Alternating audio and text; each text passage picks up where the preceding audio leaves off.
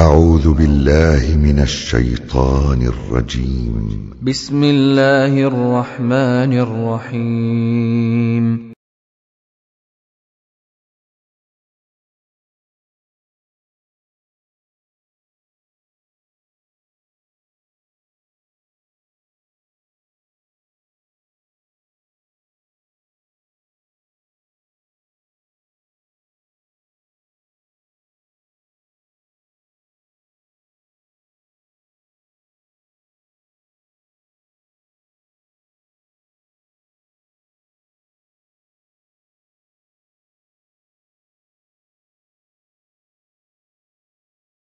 Bismillahirrahmanirrahim. Assalamualaikum warahmatullahi wabarakatuh. Alhamdulillahi ala ihsani wa syukru lahu ala taufiqihi wa amtinani. Asyhadu an la ilaha illallah wahdahu la syarika lahu ta'ziman li sya'ni wa asyhadu anna Muhammadan abduhu wa rasuluhu da'ila ridwani. Allahumma salli alaihi wa ala alihi wa ashabihi wa ikhwani. Hadirin hadirat ikhwan dan akhwat yang dirahmati oleh Allah Subhanahu wa taala. Alhamdulillah, puji dan syukur kita panjatkan atas segala nikmat dan karunia yang Allah berikan kepada kita. Salawat dan salam semoga tercurahkan selalu kepada junjungan kita Nabi Muhammad sallallahu alaihi wasallam, juga kepada keluarganya serta seluruh sahabat beliau tanpa terkecuali. Pada kesempatan kali ini kita akan bahas salah satu daripada arkan al-ibadat al-qalbiyah, salah satu dari rukun ibadah hati, yaitu al-mahabbah, cinta kepada Allah Subhanahu wa taala. Kita mengenal, para ulama mengistilahkan dengan syarat al-ibadah, syarat diterimanya ibadah, yaitu ikhlas dan al-mutaba'ah, mencontohi Nabi SAW. Mereka juga punya ada istilah dengan arkan al-ibadat al-qalbiyah, yaitu rukun ibadah hati yang harus senantiasa menyertai seorang hamba dalam melaksanakan ibadah-ibadah yang dia lakukan. Tatkala dia sedang beribadah, hendaknya dalam dirinya, dalam hatinya ada al-khauf, ar-raja, dan al-mahabbah. 3 rukun ibadah, yaitu al-khauf, ar-raja, dan al-mahabbah. Takut kepada Allah, kemudian berharap kepada Allah, dan cinta kepada Allah Subhanahu wa ta'ala. Kita dalam keseharian kita sering kita beribadah karena khauf dan karena raja. Ini sering kita lakukan dan biasa kita lakukan. Dan ini suatu keindahan. Seorang dalam melaksanakan ibadah, dia menggabungkan antara al-khauf dan ar-raja, sebagaimana ciri para salihin. Kata Allah Subhanahu wa taala, "Wa yad'unana raghaban wa rahaba." Mereka berdoa kepada kami atau mereka beribadah kepada kami raghaban wa rahaba, penuh dengan raghbah, berharap, gitu, raja, dan rahbah, dengan rasa takut, menggabungkan antara ar-raja dan al-khauf. Seperti juga firman Allah Subhanahu wa taala, "Amman huwa qanitun ana al-laili sajida wa qa'ima yahdharul akhirata wa yarju rahmata rabbih. Qul hal yastawi alladziina ya'lamuna wal ladziina la ya'lamun." Kata Allah Subhanahu wa taala, dan apakah sama dengan seorang yang dia beribadah, salat malam di malam hari, ya, berdiri dan sujud, yahdharul akhirah, dalam kondisi takut kepada akhirat, wa yarju rahmata rabbih, dan dia berharap rahmat Allah Subhanahu wa taala. Allah memuji orang ini yang dia sholat malam dan dia menggabungkan antara khauf dan raja. Dan ini alhamdulillah betapa sering kita beribadah karena kita berharap surga, ya, berharap mendapatkan kemudahan di dunia. Betapa sering kita bersedekah, kita berharap mendapatkan pahala di akhirat, dan sekaligus berharap mendapatkan kemudahan dalam urusan dunia kita. Dan demikian juga sebaliknya, betapa sering kita beribadah karena takut kepada Allah Subhanahu wa taala. Takut meninggalkan salat, takut tidak salat berjamaah, ya, misalnya, ya. Kita takut tidak membayar zakat, takut tidak berpuasa, sehingga akhirnya kita berpuasa, akhirnya kita salat. Dan itu bagus, ya. Saya katakan tadi, yaitu beribadah karena takut dan berharap. Tetapi tidak banyak di antara kita, atau jarang kita menghadirkan rukun yang ketiga, yaitu al-mahabbah, cinta kepada Allah Subhanahu wa taala. Beda antara orang ke masjid hanya sekedar mengharap surga, ya, dengan orang yang rindu ke masjid karena rindu ingin sujud kepada Allah Subhanahu wa taala, karena rindu ingin baca Al-Qur'an di masjid misalnya. Ada kerinduan untuk bertemu dengan Allah Subhanahu wa taala. Beda seorang meninggalkan maksiat karena takut mendapat azab Allah Subhanahu wa taala, takut mendapatkan su'ul khatimah, dengan seorang yang meninggalkan maksiat karena takut Allah tidak mencintainya. Ini ada perbedaan. Maka jika seorang beribadah menggabungkan adalah khauf dan raja disertai dengan al-mahabbah, maka dia mencapai kesempurnaan. Bahkan para ulama mengatakan rukun ibadah yang paling utama adalah al-mahabbah. Kata Syekhul Islam Ibnu Taimiyah, al-mahabbah hiyal muharrikah. Sungguhnya kecintaan kepada Allah dia yang menggerakkan. Makanya para ulama mengibaratkan antara khauf dan raja dan al-mahabbah seperti burung, dua sayapnya dengan kepalanya. Dua sayapnya itu khauf dan raja, serta kepalanya adalah mahabbah pada Allah Subhanahu wa ta'ala. Ini yang ingin kita sampaikan pada malam hari ini, mengingatkan diri saya sendiri dan juga para hadirin hadirat, ikhwan dan akhwat, agar tatkala kita beribadah, kita hadirkan, kita cinta kepada Allah Subhanahu wa ta'ala. Karena begitu pentingnya cinta kepada Allah, maka Nabi SAW berdoa dalam doanya, Allahumma inni as'aluka hubbak, wa hubba man yuhibbuk, wa hubba kulli amalin yuqarribuni ila hubbik. Ya Allah, aku mohon kepada Engkau untuk mencintaimu. Dan mencintai orang yang mencintaimu. Dan mencintai amalan yang mendekatkan diriku kepadamu. Allahumma inni as'aluka hubbak wa hubba man yuhibbuk wa hubba kulli amalin yuqarribuni ila hubbik. Demikian juga di antara doa Nabi sallallahu alaihi wasallam, as'aluka ladzatan nadhari ila wajhik wasyauqa ila liqa'ik fi ghairi dharra'a mudhirrah wala fitnatin mudhillah. Ya Allah, aku mohon kepada Engkau kelezatan memandang wajahmu di surga kelak. Dan aku mohon kepada Engkau kerinduan untuk bertemu denganmu. Kerinduan untuk bertemu denganmu. Maka tatkala seorang semakin kuat cintanya kepada Allah Subhanahu wa taala, maka semakin ringan dunia baginya. Semakin ringan dunia baginya. Lihatlah Nabi Musa alaihissalam, waktu dipanggil oleh Allah Subhanahu wa taala, Allah jadwalkan untuk Nabi Musa datang. Nabi Musa datang terlebih dahulu, sebelum waktunya. Maka Allah bertanya kepadanya, "Wa ma a'jalaka an qaumika ya Musa?" Apa yang buat engkau tergesa-gesa datang sebelum waktunya? Kata Nabi Musa alaihissalam, ya, "Wa ajiltu ilaika rabbi litarda." Aku datang bersegera ya Allah agar kau ridha kepadaku. Agar kau senang kepadaku. Agar kau mencintaiku. Makanya Nabi Musa rindu untuk bertemu dengan Allah Subhanahu wa taala. Rindu untuk berbicara dengan Allah Subhanahu wa taala. Kata para ulama, tatkala Nabi Musa alaihissalam berbicara dengan Allah dan semakin kuat kerinduannya, maka dia ingin melihat Allah Subhanahu wa taala. Maka dia berkata, "Rabbi arini anzur ilaik." Nabi Musa berkata, "Ya Allah, tunjukkanlah dirimu kepada aku ingin melihatmu." Kenapa kata para ulama? Nabi Musa rindu ingin bertemu dengan Allah Subhanahu wa taala. Oleh karena seorang berusaha menanamkan dalam dirinya untuk bisa rindu dan mencintai Allah Subhanahu wa taala, karena ibadah akan terasa lebih lezat tatkala seorang beribadah karena rindu kepada Allah Subhanahu wa taala dan cinta kepada Allah Subhanahu wa taala. Dan hadirin dan hadirat yang Allah Subhanahu wa taala, sungguh ya, di antara hamba-hamba Allah ada yang mencintai Allah dan Allah mencintainya pula. Dia mencintai Allah dan Allah mencintainya.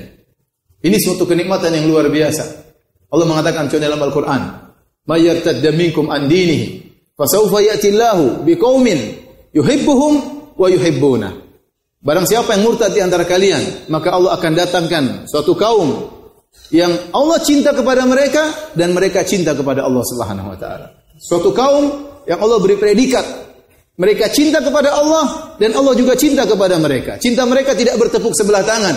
Betapa banyak orang ngaku cinta kepada Allah, ternyata Allah tidak mencintainya. Tapi cintanya dibalas dengan cinta Allah kepadanya.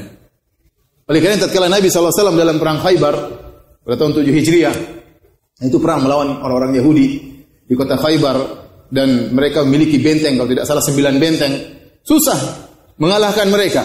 Susah mengalahkan mereka. Berhari-hari para sahabat berusaha namun tidak bisa mengalahkan mereka. Sampai akhirnya Nabi SAW berkata, "La utiyanna rayata ghadan rajulan yuhibbullaha wa rasulahu wa yuhibbuhullahu wa rasuluhu yaftahullahu ala yadayhi." Kata Nabi SAW, besok aku akan berikan bendera peperangan kepada seorang lelaki yang dia mencintai Allah dan Rasulnya, dan Allah dan Rasulnya pun mencintainya. Dengan sebab dia, Allah akan memenangkan peperangan melawan orang-orang Yahudi. Maka para sahabat semuanya di malam hari itu berbincang-bincang. Kulluhum yarju an yu'taha, semua berharap untuk bisa mendapatkan bendera tersebut. Bukan karena ingin jadi pemimpin, tapi agar mendapatkan predikat dicintai oleh Allah dan Rasulnya. Ini predikat luar biasa. Sampai-sampai Umar berkata, aku tidak pernah berhak mendapatkan imarah kepemimpinan kecuali hari tersebut. Kenapa? Karena ada predikat yang luar biasa yang Nabi tempelkan pada orang tersebut, yaitu wa yuhibbuhullahu wa rasuluh. Allah dan Rasulnya mencintainya. Tatkala di pagi hari orang-orang pada ngumpul ingin mendapatkan bendera tersebut, ternyata yang diberikan adalah Ali bin Abi Thalib. Nabi bertanya, "Aina Ali bin Abi Thalib?" "Huwa yashtaki ainaihi." Mana Ali bin Abi Thalib? Sedang sakit. Maka didatangkanlah Ali bin Abi Thalib radhiyallahu anhu, maka Nabi pun meludah matanya dan mendoakannya, akhirnya dia sembuh. Ka'allam yakun bihi waja', seakan-akan tidak pernah ada bekas sakit sama sekali, tidak ada tanda merah-merahnya, benar-benar sembuh. Maka Nabi pun memberikan bendera kepadanya, dan ini dalil bahwasanya Ali bin Abi Thalib radhiyallahu anhu mencintai Allah dan Rasulnya dan dicintai oleh Allah dan Rasulnya. Ikhwan dan akhwat yang dirahmati oleh Allah Subhanahu wa taala. Sesungguhnya ya, Tuhan kita adalah Tuhan yang sangat baik. Sehingga dia bukan hanya bisa dicintai, bahkan bisa mencintai hambanya.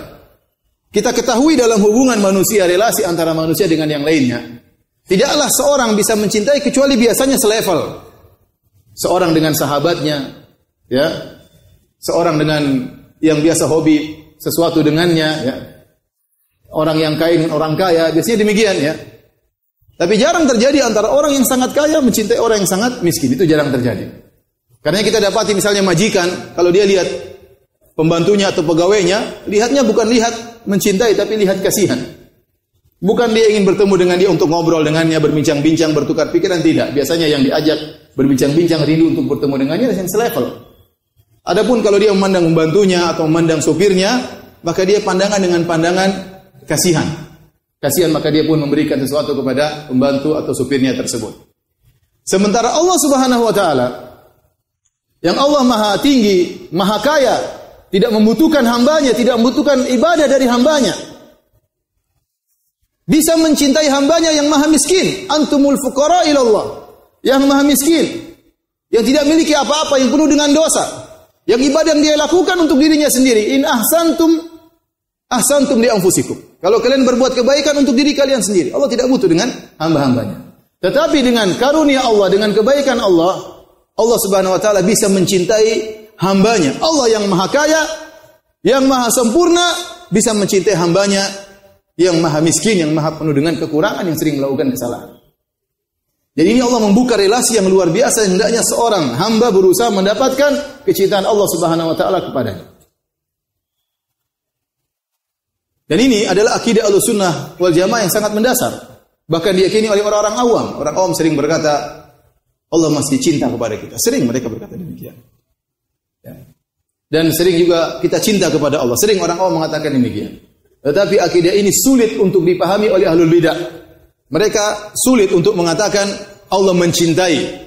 Dalam kamus mereka tidak mungkin Allah mencintai dan tidak mungkin dicintai.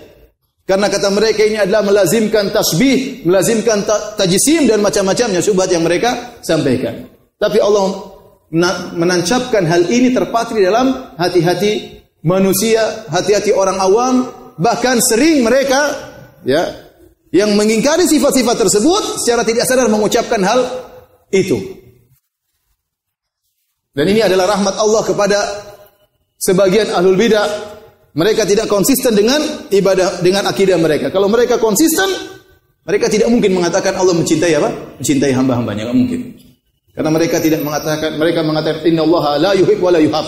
Allah tidak mencintai dan Allah tidak mungkin dicintai. Tapi Ahlussunnah wal Jamaah menjelaskan akidah dengan mudah. Allah Subhanahu wa taala bisa dicintai dan Allah juga bisa mencintai. Ikhwan dan akhwat yang dirahmati oleh Allah Subhanahu wa taala. Jika seseorang telah dicintai oleh Allah Subhanahu wa taala, maka banyak faedah yang bisa dia dapatkan. Di antaranya, yang pertama, Allah akan menyebut namanya dan Allah akan menyuruh para malaikat untuk mencintai hambanya tersebut. Dalam hadis yang sahih, ya Rasulullah sallallahu alaihi wasallam bersabda, "Innallaha idza ahabba 'abdan nada Jibril." Jika Allah sudah mencintai seorang hamba, Allah panggil Jibril. Allah berkata, "Ya Jibril, fa inni uhibbu fulanan fa ahibbah." wahai Jibril, sungguhnya aku telah mencintai si fulan, maka cintailah dia. Allah wajibkan Jibril untuk cinta kepada hamba tersebut. Maka Jibril pun cinta kepada hamba si fulan tersebut. Wa nada Jibril fis sama. Kemudian Jibril memberikan pengumuman di langit di hadapan para malaikat. Jibril berkata, "Innallaha qad ahabba fulanan fa ahibbuh." Sungguhnya Allah telah mencintai si fulan, maka cintailah dia. Maka jadilah orang ini terkenal di langit, dicintai oleh Allah, dicintai oleh Jibril, dicintai oleh penghuni langit, dicintai oleh para malaikat. Bayangkan seorang dicintai oleh para malaikat, bagaimana malaikat tidak menjaganya, ya? Bagaimana malaikat tidak mendoakannya? Kenapa? Dia dicintai oleh para malaikat. Meskipun bisa jadi di dunia dia tidak dikenal, tapi dia terkenal di langit, dikenal oleh para malaikat. Bagaimana perasaan seorang hamba diperhatikan oleh Allah secara khusus dengan kecintaan dari Allah Subhanahu wa taala. Oleh karenanya, lihatlah Ubay bin Ka'ab radhiyallahu taala anhu. Tatkala Nabi sallallahu alaihi wasallam datang kepada Ubay bin Ka'ab, dia berkata, "Ya Ubay, fa inna Allah amarani an aqra'a 'alaik." Wahai Ubay, sungguhnya Allah perintahkan aku untuk bacaan Quran kepadamu. Aku diperintahkan oleh Allah untuk baca Al-Quran kepadamu. Ubay berkata, "Hal sammani lak?" Apakah Allah menyebut namaku di hadapan wahai Rasulullah? Kata Rasulullah sallallahu alaihi wasallam, "Na'am, iya Allah sebut namamu." Fabaka, maka Ubay bin Ka'ab pun menangis. Bagaimana tidak menangis? Siapa Ubay dibandingkan dengan pencipta alam semesta? Ternyata Allah Subhanahu wa taala mencintainya. Ternyata Allah menyebutnya secara khusus, secara istimewa. Bahkan Allah menyuruh Nabi untuk bacakan Al-Quran kepada Ubay bin Ka'ab radhiyallahu taala anhu. Lihatlah Khadijah radhiyallahu taala anha. Jibril datang kepada Nabi SAW dan berkata, "Ya Rasulullah, hadhihi Khadijatun qad atatka, ma'aha ina'un fihi idamun aw ta'amun aw syarabun, fa idza hiya atatka fa akri 'alaiha salama minni wa min rabbiha." Kata Jibril, wahai Rasulullah SAW, ini Khadijah datang kepadamu dan dia bawa tempayan isinya minuman atau makanan, ya, atau idam. Kalau dia datang kepadamu, maka sampaikanlah salam dariku, dari Jibril alaihissalam. Dan salam dari siapa? Dari Rabbul Alamin, dari Allah Subhanahu wa taala kepada Khadijah. Untuk bayangkan seorang wanita, ibu rumah tangga, Allah Subhanahu wa taala kirim salam kepadanya. Kenapa? Karena ketakwaannya. Betapa bahagia kalau kita dikirimin salam oleh misalnya pejabat, dikirimin salam oleh syekh misalnya, kita bahagia. Bagaimana lagi yang kirim salam malaikat Jibril? Bagaimana lagi yang mengirim salam Allah Subhanahu wa taala? Dialah Khadijah radhiyallahu taala anha, yang hidup bersama Nabi sallallahu alaihi wasallam selama 25 tahun, tidak pernah mengangkat suaranya di hadapan Nabi sallallahu alaihi wasallam. Selalu taat kepada Nabi sallallahu alaihi wasallam. Jadi dia ibu rumah tangga yang sangat spesial, tidak seperti ibu rumah tangga yang lainnya. Karenanya ibu-ibu bisa dicintai oleh Allah Subhanahu wa taala. Bisa. Tapi jadilah ibu rumah tangga yang baik. Ngomong siapa di antara antum yang istrinya tidak pernah angkat suaranya? Setahun enggak pernah angkat suaranya? Ada? Ada? Mungkin yang belum nikah. Yang jomblo. Belum nikah baru tahu nanti. Jadi lihatlah, ada orang-orang spesial khusus yang ternyata Allah cinta kepada mereka, Allah sebut nama mereka, Allah kirim salam kepada mereka. Di antaranya Khadijah radhiyallahu taala anha. Jadi kalau seorang sudah dicintai oleh Allah Subhanahu wa taala, dia akan mendapatkan perhatian khusus oleh Allah Subhanahu wa taala. Kemudian jika seorang sudah dicintai oleh Allah Subhanahu wa taala, maka Allah Subhanahu wa taala akan menjaganya. Ya, akan menjaganya. Sebagaimana dalam hadis yang masyhur disebut dengan hadisul wali dalam Sahih Al-Bukhari. Hadis qudsi, Allah Subhanahu wa taala berfirman, "Wa la yazalu 'abdi yataqarrabu ilayya bin nawafil hatta uhibbah, wa idza ahbabtuhu kuntu sam'ahu alladhi yasma'u bihi, wa basaruhu alladhi yubsiru bihi, wa yadahu allati yabtishu biha, wa rijlahu allati yamshi 'alayha." Senantiasa hambaku mendekatkan dirinya kepadaku dengan perkara-perkara yang sunnah, yang wajib-wajib dia sudah kerjakan. Kemudian dia ingin dekat lagi kepada Allah, dia kerjakan perkara-perkara yang sunnah. Semua perkara yang sunnah dia berusaha mengerjakannya. Jika dia terus mendekatkan dirinya kepadaku dengan perkara yang sunnah sampai aku mencintainya, kata Allah Subhanahu wa taala. Dan jika aku telah mencintainya, aku menjadi pendengarannya yang dia mendengar dengan pendengaran tersebut. Wa basarahu alladhi yubsiru bihi, aku menjadi penglihatannya yang dia melihat dengan penglihatan tersebut. Wa yadahu allati yabtishu biha, aku menjadi tangan yang dia mukul dengan tangannya tersebut. Wa rijlahu allati yamshi 'alaiha, aku menjadi kakinya yang dia melangkahkan kakinya dengan kaki tersebut. Dalam riwayat yang lain, wa qalbahu alladhi yaqilu bihi, aku menjadi hatinya yang dia berfikir dengan hatinya tersebut. Wa lisanahu alladhi yantiqu bihi, aku menjadi lisannya yang dia berbicara dengan lisan tersebut. Wala in sa'alani la utiyannahu, kalau dia mohon kepadaku aku akan kabulkan permohonannya. Wa in ista'adzani la u'idzannahu, kalau dia mohon perlindungan kepadaku aku akan melindunginya. Perhatikan di sini. Ternyata kalau orang sudah dicintai oleh Allah Subhanahu wa taala, apalagi sampai pada derajat wali, maka Allah akan menjaga penglihatannya, Allah menjaga pendengarannya, Allah menjaga tangannya, Allah menjaga kakinya. Dan itu sangat kita butuhkan terutama di zaman sekarang, zaman fitnah. Fitnah syahwat dan fitnah syubhat. Kalau orang sudah menjadi wali Allah Subhanahu wa taala, dicintai oleh Allah Subhanahu wa taala, dia dijaga pandangannya, tidak melihat yang haram. Kalau dia melihat yang haram, dia gelisah. Sinyal imannya menyala. Dia gelisah. Kemudian dia tidak dibiarkan untuk mendengarkan perkara yang haram. Kalau dia mendengar perkara yang haram, dia gelisah. Tangannya tidak melakukan yang haram, kakinya tidak melangkahkan kakinya menuju hal-hal yang haram. Kalau dia ingin berjalan menuju yang haram, Allah palingkan. Kenapa Allah menjaganya? Allah membimbingnya. Bahkan pikirannya, wa qalbahu alladhi yaqilu bihi, Allah menjadi pikirannya. Kalau dia berfikir maka dibimbing oleh Allah Subhanahu wa taala. Lisannya, kalau dia berbicara maka dia tidak berbicara kecuali dibimbing oleh Allah Subhanahu wa taala. Ini sangat kita butuhkan di zaman sekarang. Betapa banyak haram yang kita lihat, betapa banyak haram yang kita dengar. Bahkan kita berlezat-lezat dengan hal yang haram tersebut. Betapa sering kita berkomentar tanpa kita pikirkan terlebih dahulu. Betapa sering kita menulis status tanpa kita renungkan terlebih dahulu. Adapun kalau seorang sudah dicintai oleh Allah Subhanahu wa taala, maka tidaklah dia bersikap kecuali dibimbing oleh Allah Subhanahu wa taala. Bukan berarti dia maksum, dia mungkin bersalah tapi segera dia bertobat kepada Allah Subhanahu wa taala kalau dia melakukan kesalahan. Tapi secara global dia senantiasa dijaga oleh Allah Subhanahu wa taala. Kalau dia salah, maka dia segera kembali kepada Allah Subhanahu wa taala. Kemudian di antara keistimewaan orang yang sudah dicintai oleh Allah Subhanahu wa taala, Allah tidak akan mengazabnya. Allah tidak akan mengazabnya. Dan ini adalah buah dari cinta Allah kepada hambanya dengan buah yang sangat luar biasa. Allah tidak akan mengazabnya. Al-Imam Ibnu Katsir rahimahullahu taala membawakan dalam tafsirnya suatu cerita di mana ada seorang pernah bertanya kepada seorang ahli fikih, apakah ada ayat dalam Al-Qur'an yang menunjukkan bahwasanya kekasih tidak akan menyakiti kekasihnya? Apakah ada ayat dalam Al-Quran yang menunjukkan kekasih tidak akan menyakiti kekasihnya? Maka jawabannya ada. Yaitu firman Allah Subhanahu wa taala surat Al-Maidah. Kata Allah Subhanahu wa taala, "Wa qalatil yahudu wan nasara nahnu abna'ullahi wa ahibba'uh. Qul falima yu'adzibukum bidzunubikum bal antum basyarum mimman khalaq." Kata Allah Subhanahu wa taala, berkatalah orang-orang Yahudi dan Nasrani, kami ini kekasih-kekasih Allah Subhanahu wa taala. Orang Yahudi Nasrani, Bani Israel mengaku mereka kekasih-kekasih Allah. Tapi Allah menyuruh Nabi SAW untuk bantah mereka. Apa bantahannya? Kul falima yu'adzibukum bidzunubikum. Kalau kalian dicintai oleh Allah, kalian kekasih-kekasih Allah, kenapa Allah pernah mengadab kalian, mengadab nenek moyang kalian? Bukankah di antara kalian dahulu ada yang pernah dirubah menjadi monyet dan babi-babi? Apakah mungkin Allah mencintai seorang hamba terus Allah rubah dia jadi monyet dan babi? Jawabannya enggak mungkin. Berarti Allah tidak cinta kepada kalian.